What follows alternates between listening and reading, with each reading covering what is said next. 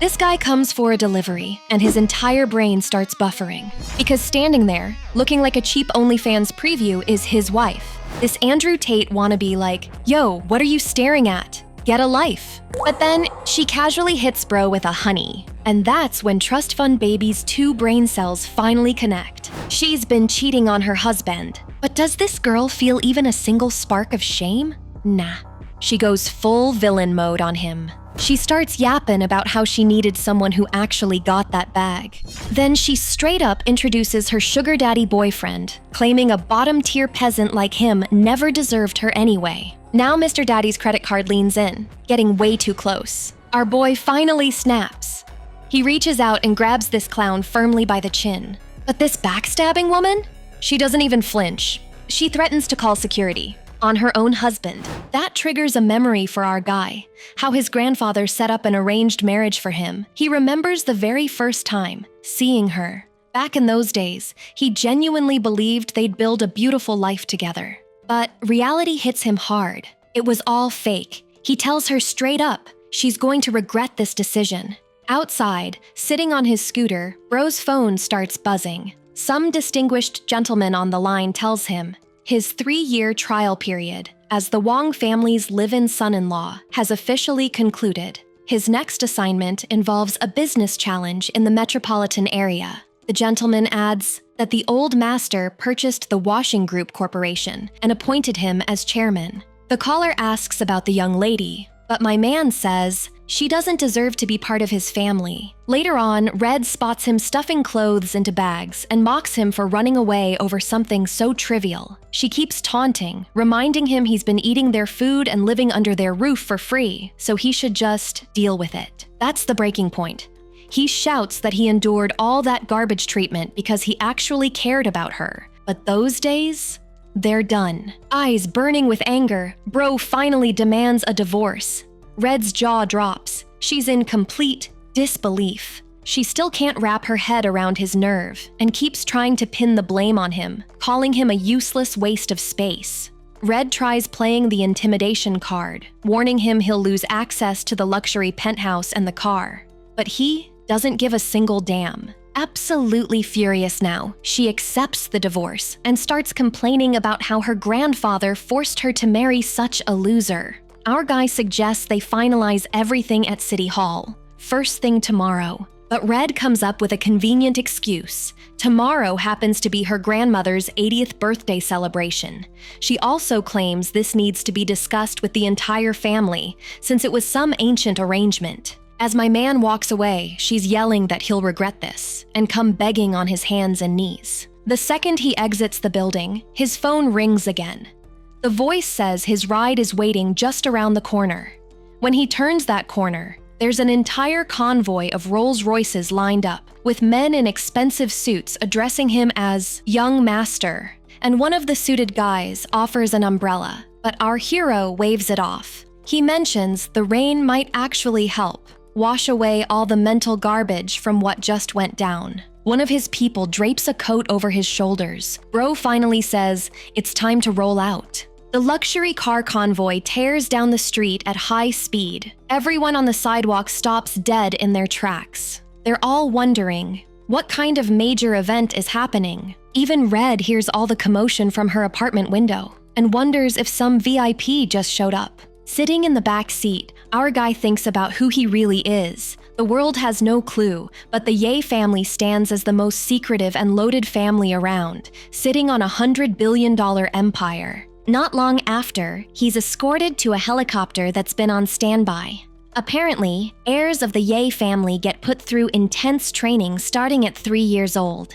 Beyond that, the family's elders design special character-building tests for them. 3 years back, his grandfather shipped him off to the Wong family as some random nobody for an identity trial. At the time, he accepted the challenge without hesitation, but everything's different now. His trial period has ended. His people welcome him home. Standing in front of a massive estate, our hero announces with absolute certainty that he's finally back. The next morning at 10 a.m., the Wong clan gathers at some villa for some kind of party.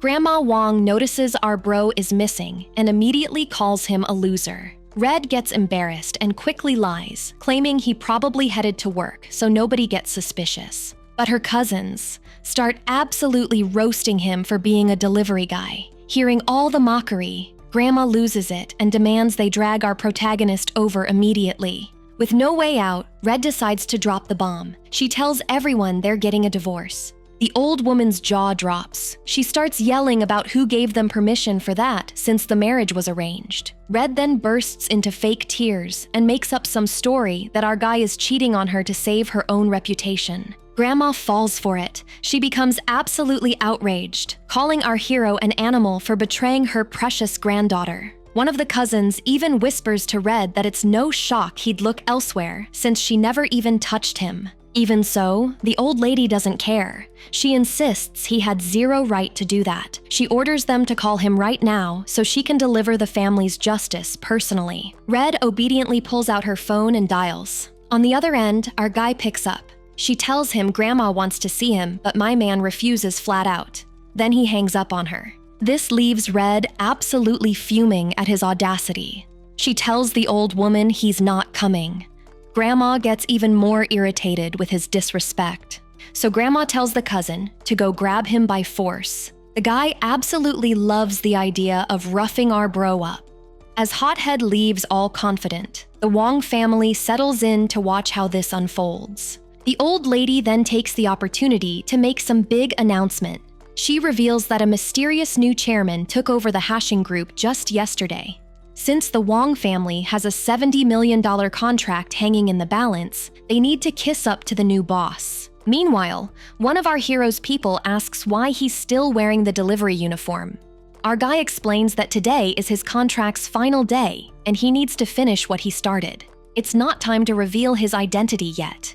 Better to watch his enemies from the shadows. At that moment, Hothead calls our protagonist, asking where he is so they can talk. Our hero tells him he's making a delivery at the Elven residential area. Hothead gives this malicious grin and tells him to wait right there. He's on his way. Right after, the cousin speeds up his car with clear intentions of running our guy over. Hothead pulls up and tells our hero to get in because Grandma wants to see him. But our guy warns him straight up that nothing's stopping the divorce. The cousin gets angry and says Grandma wants to apply the family's justice. He accuses him of cheating and claims that's why he deserves to be taught a lesson. Our protagonist then takes off his helmet and asks if Red was the one who said that. Upon hearing the confirmation, he just can't hold it in anymore. Then our guy starts laughing out loud. This leaves the cousin completely baffled. Soon after, he gets serious and calls Red shameless for lying. Hothead is startled by his intimidating stare. It's the look of someone superior. Even so, the cousin tells him to get in the car, but our hero refuses again. Hothead opens the car door to settle things with his fists. Right after, he lunges forward trying to land a punch on our guy. However, our hero dodges easily and even slaps the cousin clean across the face. Humiliated, the guy pulls out a knife and threatens to end our protagonist, but bro doesn't even flinch. He dodges the attack without breaking a sweat. Then our hero counters with a perfectly placed punch straight to the cousin's face. Lying on the ground, Hothead hears our guy say he's not the Wong family's lapdog anymore. From now on, nobody bosses him around unless he allows it. Defeated, the cousin can only threaten our protagonist as he walks away. Meanwhile, the birthday party's still going strong at the hotel. The Wong family spots Hothead's car pulling up and waits eagerly. Grandma even praises her grandson's efficiency, thinking he brought our hero with him. But to everyone's shock, the guy stumbles out of the car all beaten up and runs to his grandmother. Shocked, she asks who attacked him. He immediately blames Red's useless husband. Hothead's father becomes absolutely enraged and swears he'll destroy our guy. The cousin suggests calling the cops, but Grandma has different plans in mind. She says that would be a disgrace. She'll handle the matter within the family. The old lady then tells someone to use his underworld connections to teach him a lesson. Half an hour later, our protagonist is making a delivery in the Huaiwan community. There, he's surrounded by two thugs who tell him to come with them without making a scene. Our hero immediately figures these guys were sent by the Wong family and refuses to go. So the thugs charge at him with orders to break his hands first. But the fight's over before it even starts. Both goons are on the ground screaming in pain. Our guy then walks away calmly, relieved his work wasn't affected. However, one of the guys gets up, eyes red with rage, and tells him to stop. The thug then grabs him from behind, trying to prevent him from leaving. Our hero's only worried about the food though. Luckily, it wasn't ruined. After that, he rides off on his scooter to make the last delivery of the day. Meanwhile, Big Angry informs his mother that the thugs he hired got absolutely demolished by our bro. Hearing this, the old lady gets annoyed and wonders if her useless son-in-law is secretly some martial arts expert or something. Just then, someone announces that the big shot who runs the delivery company showed up to pay his respects. Big Angry immediately recognizes him as our guy's boss and whispers to his mother that he's got a plan. After that, Makan introduces himself and hands over this ridiculously expensive bottle of wine as a birthday gift. She gives a forced thank you. Makan picks up on her sour mood instantly. The old lady mentions her family's dealing with some issues. With that opening, Big Angry pulls Makan aside and starts feeding the businessman a story about our protagonist. He lies straight to the guy's face, claiming our hero cheated on his wife and even attacked his son. This leaves the boss completely shocked. Big Angry plays innocent, acting like there's nothing he can do about it. But then he immediately suggests that maybe the boss could help him out with this little problem. He reveals that our guy works as a delivery driver for Makan's company. This catches the boss completely off guard. Wanting to kiss up to the wealthy family, Makan takes full responsibility and promises he'll deal with everything personally. Right then, the boss calls an employee and tells him to create a fake delivery order to the Manhwa hotel. 15 minutes later, our protagonist rolls up on his scooter in front of the party venue, completely clueless about what's coming. Our guy grabs his phone and calls Makan, letting him know the food order arrived. With this sneaky grin, Makan tells our hero to bring the order straight into the party hall. Our bro finds this weird. He says delivery drivers aren't supposed to go inside, but then he recognizes the hotel name. On the other end, Makan and Grandma Wong exchange these evil glances and smirks. Changing his tone, the boss pretends to agree and tells the driver to just wait at the hotel entrance to hand off the order. Suspicious of this whole setup, our protagonist walks into the hall with the delivery bag in hand. The moment he enters, he spots his boss standing with the Wong family. He instantly realizes he walked straight into a trap. In front of everyone, Makan points at our guy and yells for him to strip off his uniform and hand over his badge. Our hero's totally confused. With this less than friendly look, he asks what's going on. Hothead pops up and calls him an idiot for not even recognizing his own boss, Makan. The boss smirks mockingly and says if our bro doesn't believe it, he'll have the manager who hired him give a call. Just like that, our guy's phone rings. It's his manager saying he's fired for ticking off the company president. Our protagonist feels frustrated because he wanted to leave this job with some dignity intact. But now, everything's been ruined. With no other choice, he starts unzipping his delivery jacket in front of the whole crowd. Big Angry and his son start laughing and humiliating him, asking where all that arrogance went. As he takes off the jacket, our hero calmly asks if Makan's agency contract doesn't happen to expire this year. Makan's shocked and asks how he knows that information, but he quickly adds that it's none of his business anyway. Our protagonist smiles and informs him he doesn't need to travel to the capital anymore, because he won't be the company's agent much longer. Makan gets absolutely furious and yells asking who he thinks he is. Then he brags about his close friendship with the CEO. Seeing our guy's audacity, Grandma Wong loses her patience completely. She orders him to kneel right there on the spot. She accuses him of cheating on and beating her grandson. She declares she'll dish out the family's justice in front of everyone present. Our hero gives this little smirk and asks why he should kneel. He tells the old lady to keep dreaming. She reminds him that 3 years ago, he promised to accept the family's justice if he ever did anything wrong. Our protagonist places a hand on his chest and confirms his promise still stands. He's a man of his word after all. Satisfied with that answer, Big Angry orders his goons to bring out the family's giant dragon ruler. A moment later, one of his thugs appears holding this golden ruler with a dragon's head at the tip. The guests start whispering in shock. Getting hit with that thing must hurt for at least 3 days straight. Grandma Wong, with this hateful glare, orders Big Angry to strike our bro 20 times with the object. Suddenly, Red's father steps in. He says it was his fault for not disciplining his son-in-law properly. He'll handle it himself. But before he can do anything, Red appears out of nowhere and grabs the ruler. She says she'll be the one hitting her husband. Our protagonist stares at her. He thinks that on top of being cheated on and falsely accused, now his own wife wants to beat him up too. Our guy says sarcastically that he married a truly wonderful wife.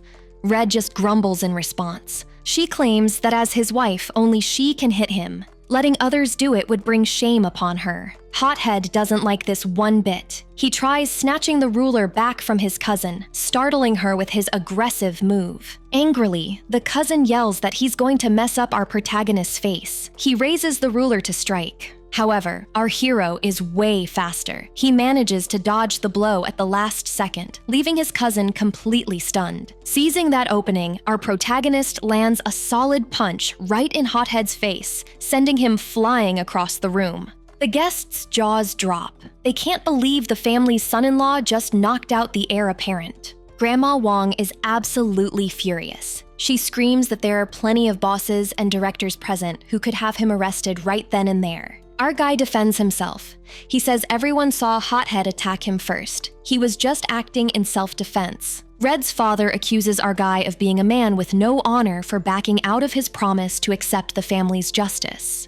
Our protagonist explains he'd accept the punishment, but only if he actually did something wrong first. The old lady then screams that he cheated on Red behind her back and beat up her grandson. She asks if that's not enough. Our hero yells back that for 3 years he loved her granddaughter. The real cheater is Red, who went to a hotel with Sniffer. The guests start whispering about Sniffer and the rumors that the Wong family wanted him as their son-in-law all along. Desperate, Red begs them not to listen. She makes up this story that she met with Sniffer to discuss business. Our protagonist presses her hard. He asks if you need a hotel room and bathrobes for a business meeting. Coincidentally, Sniffer himself walks into the party at that exact moment. This surprises all the guests. Red runs to him playing the victim. She claims our bro is accusing her of having an affair with him. Hugging the girl, Sniffer tells everyone not to listen to the guy. He says they're completely innocent. He then challenges our hero to show any proof, thinking to himself he already deleted all the evidence.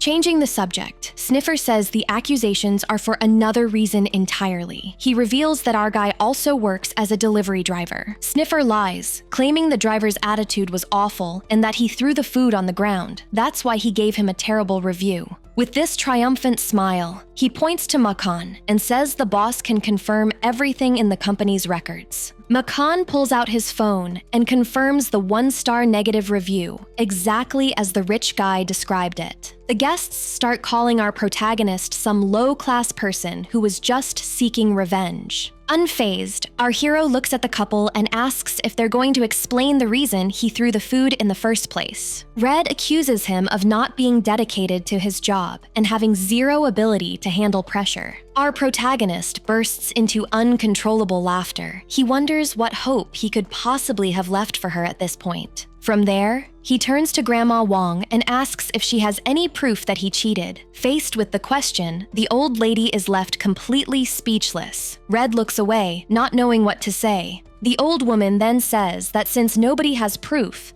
they should forget the cheating accusations, but not the assault charge. Our guy retorts that Hothead attacked him with a weapon first. He threatens to call the cops on him instead. Grandma becomes absolutely enraged. She accuses him of getting bold after mooching off her family for 3 years. Our hero reassures her he's always respected her. He promises not to cause trouble for her grandson. Then, with this serious look, he reveals his one and only request. She needs to finally approve his divorce. The old lady starts this whole speech about how the marriage was her late husband's dying wish. That's why she maintained it all these years. Hearing this, the party guests begin whispering amongst themselves about the Wong family drama.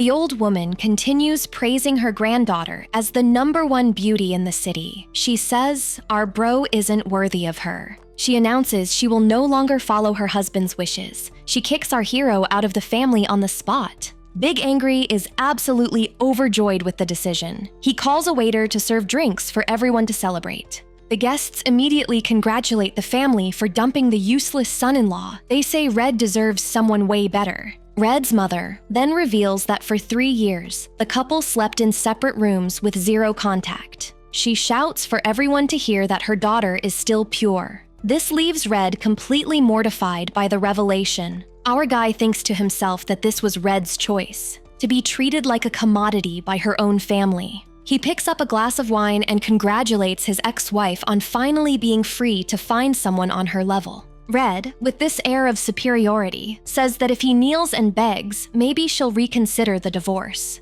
Our hero is absolutely outraged. He asks why he should be the one begging when she was the one who cheated in the first place. Faced with her audacity, he simply tilts the wine glass in his hand without saying a word. A second later, he throws the entire contents of the glass right in Red's face. He yells at her that she's not worthy. Red is absolutely floored by how her ex is acting right now. She yells that he's gone completely out of his mind. Then she sprints over to her grandmother, whining that a simple divorce isn't enough consequences for our guy. Hothead displays his swollen face and says they need to put this dude in his place. With that, the old woman launches into this speech about how our bro threw away 3 years of her granddaughter's youth. Because of this waste, she's requesting assistance from every influential person at the party to destroy our protagonist's future prospects. The guests begin murmuring about whether the Wong family is taking this too far. Right then, Sniffer jumps in. He announces he'll back the family by making sure our hero can't book a room at any hotel throughout the entire city. He even mocks our bro, bragging that he'll be with his ex and will force him to bow down. Immediately after, another dude, let's call him Food Boss, volunteers his support. He swears our guy won't land a position in any dining establishment. Ma Khan, my man's former employer, also joins in. He guarantees our bro won't be driving deliveries for anyone anymore. Our protagonist stays completely unfazed. He casually questions whether any other sectors plan on blocking him from employment. Some car company executive gets to his feet. He declares that drinking establishments and clubs are off limits too. Seeing this unfold, Hothead points out that our guy has combat skills. He might attempt to work as hired protection for someone wealthy. At this, the crowd goes quiet. None of them have connections to every loaded person in town, but some shady-looking man shows up wearing this knowing grin, as if he's got the perfect solution to that specific issue. Out of nowhere, this drop-dead, gorgeous woman walks into the celebration. Her appearance immediately grabs everyone's focus. One businessman's face goes ghost white when he spots her. He practically trips over himself, rushing to apologize for the poor welcome. Makan's clearly impressed at this point. He frantically asks Big Angry to make introductions right this second. Big Angry then calls him out for failing to recognize the legendary vice president from the Hua Chenning Corporation, goes by Kun Hong Yin. Learning this beauty is the VP of such a dominant company sends shockwaves through the room. Beyond that, people whisper about how the corporation's actual president remains unknown, while Kun Hong Yin wields serious power. Our protagonist observes from the sidelines. He's thinking with this barely visible smirk that he actually owns this entire operation. Big Angry moves toward the woman. He mentions she's got ties to every affluent individual in the metropolitan area. Makan nods eagerly with this ridiculous expression, pointing out that's exactly why wealthy men are desperate to know her. The woman shoots him this look of utter disgust for that remark. He immediately backpedals with an apology. Still, Makan can't stop staring. In his head, he's convinced she used questionable methods to climb to the top. Then Big Angry officially requests that Kun Hong Yin assist in ruining our bro's entire existence.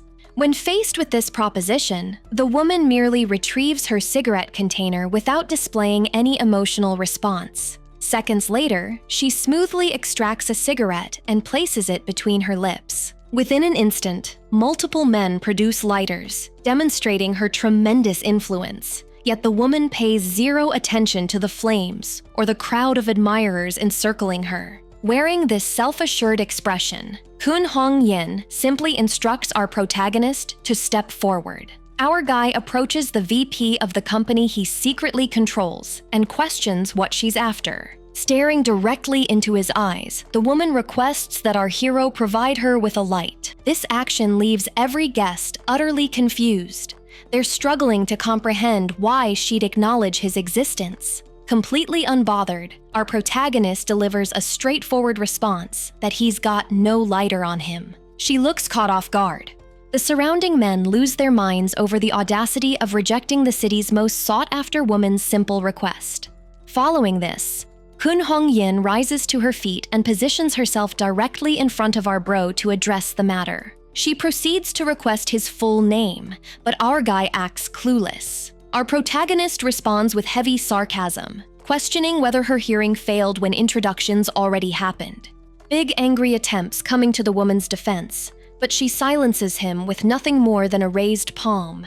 She moves even closer to our bro and mentions she'll offer him an escape route based solely on his family name. She evaluates him from head to toe, then extends an offer for him to work as her private security detail. Simultaneously, the guests exchange gossip. They're speculating whether the influential woman has developed some romantic interest in him. Standing at a distance, Red observes with visible envy. She's completely lost about what's transpiring. Big Angry jumps on the chance. He inquires about the new president's complete identity from Kun Hong Yin. The woman skillfully avoids answering. She explains that her superior prefers maintaining anonymity at this stage. Our protagonist catches on that she's totally clueless about his real identity. He questions how exactly she intends to assist him. Flashing this cocky smile, she claims she can settle everything.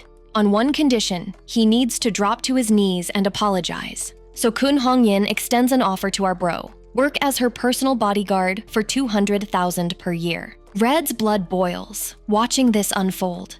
She immediately complains to Grandma that this woman is clearly trying to undermine their entire family. However, the old lady stays composed. She explains that Kun Hong Yin didn't climb to VP by making enemies carelessly. This woman knows how to play the game, never picks sides unnecessarily, yet somehow every powerful man in the room wants her approval. Facing the proposal, our protagonist just stares at her with this serious expression, then delivers a simple answer. He's not interested. Nobody saw that coming. Red's completely baffled. Why would anyone reject such an incredible opportunity? Kun Hong Yin's face flushes red from the public rejection. She tells him to repeat what he just said, her voice sharp. Our guy meets her stare without flinching. His eyes carry this challenging energy that shows he's not intimidated by her status. Then he makes a bold move, leans in close to her ear and whispers the same answer. He refuses her offer, just so she hears it perfectly clear this time. The proximity combined with his audacity leaves the powerful VP completely speechless. Her cheeks turn pink despite her anger. Big Angry clearly doesn't appreciate the scene, but our hero casually explains he only got close so she could hear him properly over the noise. Kun Hong Yin's composure finally cracks. She tells our protagonist he's incredibly brave for challenging someone of her position. Then she turns toward the matriarch. She announces that she'll fully support the Wong family in their mission to destroy our bro's future in this city. The declaration sends the room into celebration mode. Red's thrilled. The guests are thrilled. In their minds, our guy just signed his own career death warrant. But our protagonist isn't done. He asks an important question. Is this decision coming from her personally, or does it represent the entire Hua Chenning Group's official stance? Then he follows up with a reminder. She's the vice president, not the CEO. She doesn't have the authority to make company-wide decisions on her own. The guests start murmuring among themselves. He makes a valid point. She can't just commit the entire corporation without approval. Realizing she's backed into a corner, Kun Hong Yin creates a solution on the spot. She claims the new mysterious CEO of the company is actually her romantic partner. Our hero's mind races. He's wondering when exactly he supposedly entered into a relationship with this woman. He calls out her lie directly, but she repeats the claim even louder for everyone to hear. The crowd believes her immediately. Now they're all criticizing our protagonist for daring to offend the CEO's girlfriend. Big Angry is absolutely ecstatic. He's now convinced the $70 million funding is guaranteed. Kun Hong-yin then requests that everyone keep their relationship confidential. She says it's to protect their privacy. Our guy just smirks slightly. He realizes she's terrified of being exposed as a liar. She notices his mocking expression, asks him irritably what he finds so amusing. He thinks to himself that sure, the president is wealthy and good-looking, but she's definitely not his type. Kun Hong-yin continues building her story. She mentions how the president fell for her and even rented an entire island just for her. Our protagonist is impressed by her imagination, but he decides there's no point arguing about it. So he shifts his attention to Red, tells her it's time to head to the registry office and finalize their divorce. However, Hothead interrupts them. He insists they stay for the anniversary celebration before they leave the city for good. The cousin then compliments Makan for how he humiliated our bro earlier. The ex-boss mentions he wishes he'd recorded the whole thing. Hearing this comment, our protagonist's expression hardens. His eyes flash with anger. He decides right there that Makan needs to face consequences. Without hesitating, he pulls out his phone, makes a call right in front of everyone in the hall, not caring about all the eyes on him. The person on the other end addresses him as Third Young Master. Our guy asks about the CEO of Tuan Tuan Delivery Company. Then he gives a direct order. Revoke the delivery agency's license for the city. Do it immediately. The voice on the line confirms. Mentions that the CEO would do absolutely anything for a chance to meet our bro's grandfather. Our protagonist says he'll arrange a dinner meeting as a reward for handling this matter efficiently. He ends the call. Silence falls across the entire ballroom. Every single person is staring at him. Hothead breaks the tension by bursting into laughter. He mocks our guy, asking who he thinks he is making such ridiculous threats.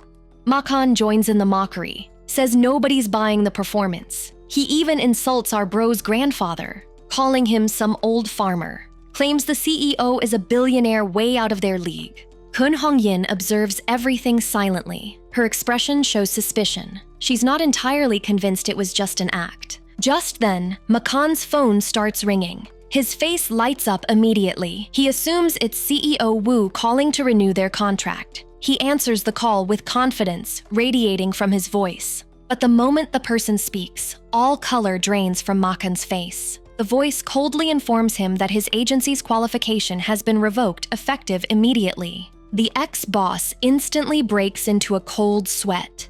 The terrible news hits him hard as he processes what just happened. Desperate, he glances around at all the important guests watching. He can't afford to look weak, so he starts putting on a show, talks loudly about how the contract just got renewed for $8 million. Meanwhile, the voice on his phone is clearly ending the partnership. But Makan keeps pretending they're planning to go out for celebration drinks. He wraps up the fake conversation, promises pleasant cooperation in the future, all while the CEO on the line is literally calling him a lunatic. Then he hangs up with this forced, nervous laugh. Our protagonist sees through the entire pathetic performance immediately. Makan turns toward the other guests with this completely straight face, assures everyone the contract renewal is a done deal. Hearing what sounds like fantastic news, Hothead raises his glass for a toast. The liar drinks his wine while tears mix with the alcohol going down his throat. But our hero catches sight of those tears. A smirk crosses his face. His little phone call worked exactly as planned. The vice president notices something's off. She asks Makan if he's all right. The man scrambles for an excuse, claiming the strong liquor just went down the wrong pipe. At that moment, our protagonist crosses his arms, asks point blank why Makan doesn't just admit to everyone that he lost the agency. Furious at being called out, Makan yells that headquarters took control, insists it has absolutely nothing to do with our guy. Our hero doesn't even engage with the accusations. Calmly states he won't waste energy arguing since he already knows what really happened. Makan's sweating profusely now. However, the guests remain doubtful. They can't believe a worthless live-in son-in-law would have the power to shut down an entire agency. Yet, Kun Hong Yin becomes thoughtful. She stares at our bro with suspicion, wondering if he might actually be someone powerful hiding his identity. Right after this, Red steps forward, trying to calm the situation. She assures everyone her ex-husband is just some country nobody with zero influence. She continues degrading him publicly, saying if he knew important people, he never would have allowed himself to be treated like garbage for 3 years. The old lady agrees completely, laughs at the whole situation. She believes real young masters are too pampered to endure that kind of hardship. Trying to save his reputation, Makan shows off this extremely expensive bottle of wine. But the waiters interrupt, calling everyone to the dining area. Watching this scene unfold, our hero realizes just how obsessed with material wealth this family truly is. He understands perfectly now why Red betrayed him. At that moment, the head chef makes an announcement. The banquet is about to begin. He asks everyone to proceed to the main hall. As they're walking, Red whispers to our guy. She wants him to wait until after dinner to finalize the divorce. Doesn't want to ruin the party atmosphere. With limited options, our protagonist sits by himself at a table in the back corner, deciding to wait patiently until everyone finishes their meal. Suddenly, some female guest next to him makes a huge scene, all because her spoon briefly touched his, acting like he's contaminated or something. Our hero ignores the drama completely. He notices the dish being served is papaya soup, famous for supposedly helping enhance certain physical assets. With this evaluating look, he comments that she probably doesn't need any of it. This leaves the woman both furious and confused. The woman stands up all offended, but our guy just glances at her generous figure, indicating she's already well equipped in that department. Uncertain how to respond, the woman changes her approach, tells him to just have the soup himself. Our bro just drinks the broth with this completely bored expression. A moment later, she runs over to Grandma Wong, complains that our hero shouldn't be allowed to eat at the celebration, claims the worthless son-in-law didn't even bring a birthday gift and has no right to attend the banquet. The woman keeps being a nuisance, states the family needs to maintain some dignity. Our protagonist listens to everything in silence. Since today marks the day he officially exits this family, our bro decides he should give something in return. He takes out his phone, calls a subordinate to prepare a gift and deliver it to the hotel right away. Seeing him on the phone, Red scoffs. Asks if he found his conscience in the garbage. She arrogantly warns him that the Wong family won't accept whatever cheap trash he has delivered in front of all these guests. Red continues humiliating him. Tells him to stop embarrassing himself since he's just a freeloader anyway. 10 minutes pass. A simple delivery driver in a yellow helmet rushes into the hotel's luxurious lobby. A staff member stops the driver at the entrance, explains it's a private celebration and outsiders aren't permitted inside. But the driver humbly explains he's only there to drop off a birthday present. He politely asks who's celebrating their birthday today so he can hand the package to the correct person. Hothead stands up thinking it's food being delivered. The driver explains that he encountered a Rolls-Royce owner on the road. The person gave him $500 just to bring this package to the hotel as quickly as possible. Hearing the words Rolls-Royce, Hothead's face lights up. He practically snatches the package from the delivery driver's hands, convinced some wealthy connection sent his grandmother an expensive gift. The hall goes silent. Everyone leans forward to see what's inside. Hothead opens it, and green light floods out. His confident expression vanishes instantly, replaced by shock. It's a piece of ice jade so perfect it looks unreal. Someone in the crowd gasps. Another whispers that jade like this doesn't show up at normal birthday parties. Hothead's voice cracks when he announces it's worth 10 million. The number hangs in the air like a bomb that hasn't exploded yet. The guests immediately start speculating. A delivery driver wouldn't carry something like this unless someone seriously powerful was involved. Our protagonist keeps his head down, focused on his meal, doesn't even glance at the commotion. Grandma Wong stares at the bracelet, then at her family, genuinely confused. She can't think of anyone who'd send her something this valuable. Someone with money and taste sent this. A thought crosses her mind. Could it be from one of the businessmen she's networked with? She keeps the thought to herself, but can't help wondering. Big Angry has a different theory brewing. Probably thinks some wealthy family is courting his daughter. The family starts building this fantasy together. A rich son-in-law, more connections, more money. Their excited chatter fills the room. Our hero watches them spiral into their delusions. He stands up quietly and asks Red if she's ready to go. Then he states it plainly. He's delivered his gift. Time to head to the registry office. Red looks at him like he's lost his mind. What gift? She didn't see him give anything. Our protagonist simply points at the jade bracelet sitting in front of her grandmother. The room freezes. Hothead recovers first, his voice rising. No way. Impossible. Our guy couldn't afford something like this if he saved for a decade. Red's cousin jumps in, insisting it must be from someone else. Has to be. Red grabs our guy's arm, pulling him toward the door. She's done with this embarrassment. They need to leave now. Our hero stops at the threshold, turns back one last time, tells the old woman that after 3 years, this is his way of saying goodbye properly. Red doesn't let him finish, yells at him to stop pretending and just go. Hothead blocks their path briefly. His voice drops to something threatening. After the divorce is signed, our guy better be on the next train out of the city. Our protagonist's response is quiet, but firm.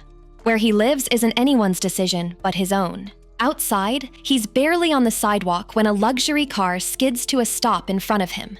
Sniffer rolls down the window, wearing that familiar smug look.